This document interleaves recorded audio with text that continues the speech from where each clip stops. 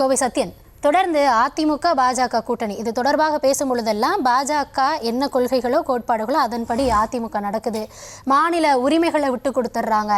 இது முன்னாடி இருந்த அதிமுக இப்படி இருந்ததா, இப்போ அதிமுக இந்த மாதிரி செயல்பாடுல இருக்கு. அப்போ மாநிலத்திற்கான உரிமை, மக்கள் விரோத போக்கு, இது எல்லாமே அதிமுகவாக இங்கே இருந்தாலுமே அது பாஜகவின் ஆட்சியாகத்தான் இருக்கும் அப்படின்ற இந்த வாதங்கள் எப்படி எதிர்கொள்றீங்க?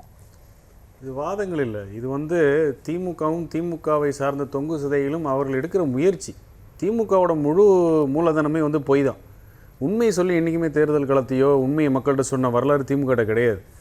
இப்போ திமுகவை சார்ந்திருப்பவர்களும் இப்போ அதே வழியில் சேர்ந்து பொய் பரப்புரை வைக்கிற மாதிரி. 2016 புரட்சி தலைவி அம்மாவோட நிலைப்பாடு திருப்பரம் குன்றங்கிற அது அடிப்படை தவறு.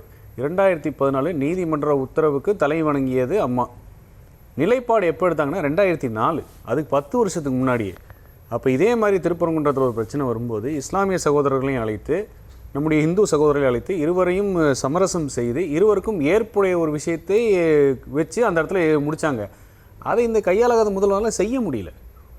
நீதிமன்ற உத்தரவு வந்ததுக்கப்புறம் கூட கான்ஸ்டியூஷனில் உறுதிமொழி ஏற்று பதவி ஏற்ற முதல்வர் ஜாதி மதம் பார்த்து முடிவெடுக்கிறார். அது எடுத்தது மட்டும் இல்லை, கலெக்டர் கமிஷனர் எல்லாத்தையும் அதை கட்டாயப்படுத்தி நிர்பந்தப்படுத்தி நடக்க வைக்கிறாங்க. அதுக்காக கலெக்டரும் சீஃப் செக்ரட்டரி போய் நீதிமன்றத்தை போய் மன்னிப்பு கேட்டு கெஞ்சிட்டு இருக்கிறாங்க. ஐயா மன்னிச்சிருங்க, எங்களுக்கு இது மாதிரி எந்த உள்நோக்கமும் இல்லை அப்படின்னு. இந்த மாதிரி ஒரு அவலம் தமிழ்நாட்டில் நடந்ததே கிடையாது. சமத்துவம் சமூக நீதின்னு பேசுகிற திமுக தான் எல்லா விஷயத்துலையும் ஜாதி பேசுகிறது அவங்க ஒருத்தங்க தான்.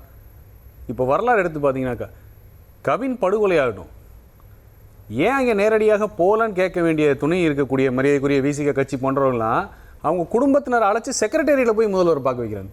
இது மாதிரி ஒரு கேவலம் இங்கே இருக்குமா வாழ்க்கையில்? 68 உயிர்கள் போகும்போது வேக வேகமாக வெளியே மது ஒழிப்பு போராட்டம்னு அறிவித்த கட்சி முடிக்கும்போது மது ஒழிப்பு மகளிர் மாநாடுன்னு முடிக்குது. சொல்லொன்று செயல் ஒன்றா இருக்குது. ஆட்சி அதிகாரத்தில் பங்குன்னு கேட்ட தன் கட்சியில் இருக்கிற ஒரு துணை போச்சாளர் கட்சி விட்டே வரட்டி அடித்த வரலாறு இருக்குது. இப்படி தன்னுடன் கூட்டணியில் இருக்க கட்சியோடைய அடையாளத்தை அழிச்சிடணும், தனித்துவத்தை அழிச்சிடணும், அவரை நம்ம தொங்கு சதையாக தான் இருக்கணும், நம்ம என்ன சொல்கிறோமோ அதை கூட்டணி கட்சிகள் கேட்கணும்னு சொல்லும்போது அவங்க வைக்கக்கூடிய விமர்சனம் திமுகவும் பாஜகவும் கொள்கையில் ஒன்றுபட்டுறதுன்னு எப்படி ஏற்றுக்க முடியும்? எங்கள் கொள்கை வேறு, அவங்க கொள்கை வேறு. எந்த இடத்துல நாங்கள் 2 பேரும் ஒரே கொள்கைன்னு சொல்லி இவங்க தான் சொல்லிட்டு சுற்றுறாங்க. எங்களுடைய கொள்கை ஒன்று தான், எங்களுடைய கொள்கை ஒன்று தான். மதியக்குரிய சகோதரர் வன்னியரசு சொல்கிறாரு சனாதன ஒழிப்பு அப்படின்னு. நாளைக்கு திமுக இங்கே இருக்கிற திமுக செய்தி தொடர்பாளர் அவரை சொல்ல சொல்லுங்களேன், திமுகவின் கொள்கையும் சனாதன ஒழிப்பும் சொல்ல சொல்லுங்க பார்க்கலாம். அது அவங்க கொள்கையில் இருக்கான்னு கேளுங்க. கிடையாது.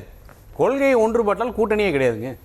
கூட்டணி என்பது அந்த கால சூழலுக்கு அந்த சந்தர்ப்பத்துக்கு ஏற்ற அமைய பெறுவது ஒன்று, அவ்வளவுதான். முன்வைக்கிறதே மாநில விரோத அது தொடர்பாக சட்டங்களோ இல்லை மற்ற கொள்கைகளோ பாஜக எடுக்கிறப்ப அதிமுகவினுடைய நிலைப்பாடு எப்படி இருக்கு? அதிமுக இதற்கு முன்னாடி இருந்ததும் இப்போ அவங்க எடுக்கக்கூடிய சிஏஏ எக்ஸாம்பிளாக காமிக்கிறாங்க, வேளாண் சட்டங்களை காமிக்கிறாங்க. இதெல்லாம் அதிமுக என்ன ரியாக்ட் பண்ணுச்சு அப்படின்ற கேள்வியை முன்வைக்கிறாங்களே. இந்த மாதிரி கேட்டு டயர்ட் ஆகிட்டாங்க. விளக்கம் கொடுத்தே டயர்ட் ஆகிடும். எத்தனை தடவை விளக்கம் கொடுத்தாலும் நம்ம என்ன தூங்குறவன் எழுப்பலாம், தூங்குறவன் நடிக்கிறவன் எப்படி எழுப்புறது? சிஏஏ சட்டம் எடப்பாடியார் சட்டமன்றத்தில் எந்திரிச்சு சொல்கிறார், இதனால் ஒரு இஸ்லாமியருக்கு இங்கே பாதிப்புனா நிற்கக்கூடிய முதல் இயக்கம் அதிமுகவாக தான் இருக்கும்னு. இன்றைக்கி கூட சவால் விட்டார். என்ன, இதனால் ஒரு இஸ்லாமியர் குடியுரிமை தமிழ்நாட்டில் போச்சுன்னு ஒரு ஆதாரம் கொடுங்கிட்டார். கொடுக்க முடிஞ்சா? இது வரைக்கும் கொடுக்க முடியல. இவங்க பொய் பிரச்சாரம் பண்ணி கொரோனா காலத்தில் கூட அவங்களை தூண்டி போராட வச்சு, கொரோனா காலத்தில் சட்டமே இருக்குது, 5 பேருக்கு மேலே ஒரு இடத்துல நிற்காதீங்க, நோய் எப்படி பரவுதுன்னு தெரியல, உயிரை காப்பாற்றுறதுக்கு மருந்து இல்லை, என்னன்னே தெரியல, உங்கள் உயிரை நாங்கள் காப்பாற்ற வேண்டிய இங்கே கடமைங்கிறோம். அப்போ கூட இஸ்லாமிய பெண்களையும் குழந்தைகளையும் தூண்டி நடுரோட்டில் போராட வச்சாங்க. மக்கள் உயிரை பகடைக்காய வச்சு இவங்க அரசியல் லாபம் அடைஞ்சாங்க. ஏன்னா இவங்கெல்லாம் எப்போவுமே பொலிட்டிக்கல் ஸ்கேவஞ்சர்ஸ், ஆங்கிலத்தில் சரியாக சொல்லணும்னா பிண அரசியல் செய்தே பழக்கப்பட்டவர்கள். அங்கேயும் ஒரு ஆதாயம் தேடாங்க. இப்போ 2024 தெளிவாக சொன்னோம், சிஏஏ சட்டம் அமுல்படுத்தாதீங்க, ஏன்னா மக்கள்கிட்ட தவறாக போயிருக்க விஷயம் அப்படின்னு சொல்லி தெளிவுபட்டு போடுங்க. நான் தெளிவாக தான் சொல்கிறோம். எங்கேயுமே இவங்கள மாதிரி இரட்டை நிலைப்பாடல். எப்போல்லாம் திமுக காங்கிரஸில் கூட்டணி மத்தியில் ஆட்சி கட்டில் இருந்திருக்கோ அன்றைக்கெலாம் இந்த மண் மொழி மான உரிமை விட்டு தான் கொடுத்துருக்கு. வரலாறுன்னு சொல்ல 1974 காவேரி புரிந்துணர்வு ஒப்பந்தம் கருணாநிதி டீலில் விட்டார். அடுத்தது முல்லை பெரியார் டீலில் விட்டார். அப்புறம் கச்சத்தீவு டீலில் விட்டார். அப்புறம் ஜல்லிக்கட்டு டீலில் விட்டாங்க. அப்புறம் மீத்தேன் ஹைட்ரோ கார்பன் டீலில் விட்டாங்க. அப்புறம் நீட்டை டீலில் விட்டாங்க. மார்க்கண்டேய நதி அது தடுப்பணை அதுக்கடுத்து டீலில் விட்டாங்க. இப்படி தமிழகத்தோட உரிமை எல்லாம் தாராவாத்து கொடுத்துட்டு அப்புறம் கடைசியில் நாங்கள் தான் காப்பாற்றின வரலாறும் கிடையாது. காப்பாற்றின வரலாறு அதிமுக. காவேரி சட்ட போராட்டம் ஜெயிச்சது எடப்பாடியார் அம்மா வழியில். முல்லை பெரியார் நீதிமன்றத்தில் ஜெயிச்சது அதிமுக. நீட் போராட்டம் 7.5% உள்ளொதுக்கீடு கொடுத்து அதுக்கு ஒரு தீர்வு கொடுத்தது எடப்பாடியார். அந்த நீட் தேர்வு தொடர்பாக வர்றப்போ நாங்கள் தான் சட்ட போராட்டம் நடத்துகிறோம், நீங்கள் கூட்டணியில் தானே இருக்கீங்க, கேட்டு உங்களுடைய நிலைப்பாடு அதானே, அப்போ விளக்கு வாங்கி கொடுங்க. அப்போ கூட்டணியிலேருந்து வாங்கி கொடுக்க முடியலன்னா அப்புறம் ஏன் கூட்டணியில் இருக்கீங்கன்ற கேள்வி வருது. அப்போ எப்படி ஒரு காமெடி பாருங்க வாழ்க்கையில். ஒற்றை கையெழுத்தில் நீட் விலக்கு போயிருந்தார் ஒருத்தர். ஆட்சி அதிகாரம் முடிஞ்சு 3 வருஷம் 4 வருஷம் ஆச்சு, தீர்மானம் போட்டோன்னு அதே தீர்மானம் அதிமுகவும் போட்டுச்சு, முடிவு இல்லைன்னு. அவங்க கட்சி சேர்ந்த மரியாதைக்குரிய ஏராஜ் என்ன சொல்கிறாரு, நான் எல்லா சட்டத்தையும் ஆராய்ச்சி பண்ணி பார்த்துட்டேன், தீர்மானம் போட்டால் ஒன்றும் ஆகாது தெரியுதுல, அப்புறம் இதுக்கு போட்டு மக்களை ஏமாத்துறேன், நாங்கள் தீர்மானம் போட்டு எங்களை பார்த்து கேட்டார். ஆனால் அதே தீர்மானத்தை மு க ஸ்டாலின் போடுறாரு, அப்பவும் விட்டாச்சு. ஆனால் என்ன பியூட்டின்னா கடைசி இந்த சட்டமன்றத்துக்கு முன்னாடி சட்டமன்றத்தில் வந்து மரியாதைக்குரிய முதல்வர் பேசுகிறார். என்ன பேசுகிறது தெரியுமா, நீட்டு விலக்கு பெறுவோம் நாங்கள் சொன்னது உண்மைதான், ஆனால் எதனால் சொன்னோன்னா மத்தியில் நாங்கள் ஆட்சியில் வந்தால் நீட் விலக்கு பெற்றிருப்போம்னு ஒரு ஸ்டேட்மெண்ட் கொடுக்குறாரு. எப்படி ஒற்றை கையெழுத்தில் நீட் விலக்குன்னு சொன்னவர் 3 வருஷம் கழிச்சு மக்களை ஏமாற்றி 4வது வருஷம் சொல்கிறாரு. ஆனால் அதே ஆட்சி அதிகாரத்தில் நீங்கள் கூட்டணியில் இருக்கும்போது தானே நீட்டே கொண்டு வந்தீங்க உள்ள, அப்போ அதை தடுத்துருக்கலாம்ல. இல்லை அதுக்கு விடுங்க, 2021 அப்புறம் சுப்ரீம் கோர்ட்டில் 2 தடவை அந்த நீட் வந்துச்சு பில்லு, வாய்தா வாங்கினீங்களே, போய் வாதாடவே இல்லையே.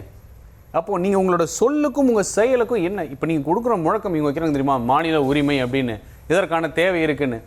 இதற்கான தேவை கண்டிப்பாக இன்னும் இருக்குங்கிறதுல மாற்று கருத்து கிடையாது. ஆனால் என்ன விஷயம்னா வடக்கே வாழ்கிறது தெற்கே தேய்கிறது தனி தமிழ்நாடுன்னு முழக்கம் வைத்த எங்கள் அண்ணா 1962 தனி தமிழ்நாடு வேண்டான்னு சொல்லிட்டு வடக்கே வாழ்கிறதுன்னு இருக்கக்கூடிய தேசிய கட்சி காங்கிரஸுக்கு அன்றைக்கி 1960 டாட்டா காமிச்சு 60 வருஷம் தேசிய கட்சிங்க இடமே கிடையாது. தேசிய கட்சிகளை பொறுத்த வரைக்கும் காங்கிரஸ் ஆகட்டும் பாஜக ஆகட்டும் கூட்டணி அப்படிங்கிற ஒருவர் தான் வருவாங்க. அது எதுக்காக நம்ம கூட்டணி ஒத்துக்கிறோம்னா மத்தியிலும் அவர்கள் ஆட்சி அமைந்தால் நலத்திட்டங்களை இங்கே விரைந்து பெற முடியும். இதுக்காகத்தான் மத்தியில் கூட்டாட்சி மாநிலத்தில் சுயாட்சி அப்படிங்கிற சொல்ல வைக்கிற முழக்கம் இதுதான்.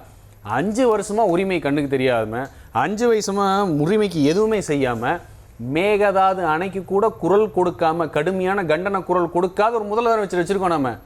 அப்போ இங்கே வந்து திடீர்னு உரிமைக்கான தேவை இருக்கிறது, மொழிக்கான தேவை இருக்கிறது, மண்ணுக்கான தேவை இருக்குன்னு எங்கே இருக்குது? அந்த தேவையெல்லாம் யாருக்குமே இல்லை, இந்த குடும்பத்துக்கான தேவை இருக்குது. முத்துவேல் கருணாநிதி ஸ்டாலின் சொல்கிறவருக்கு அடுத்தபடியாக உதயநிதி ஸ்டாலின்கிற முதலமைச்சராக வந்து உட்காரணுங்கிற அந்த குடும்பத்தோட கட்டாயம், குடும்பத்தோட தேவை. அந்த குடும்பத்தோட தேவைக்கு ஒட்டுமொத்த திமுக இருக்க எல்லாரும் வேலை செய்யணும், கூட்டணி கட்சி வேலை செய்யணும்.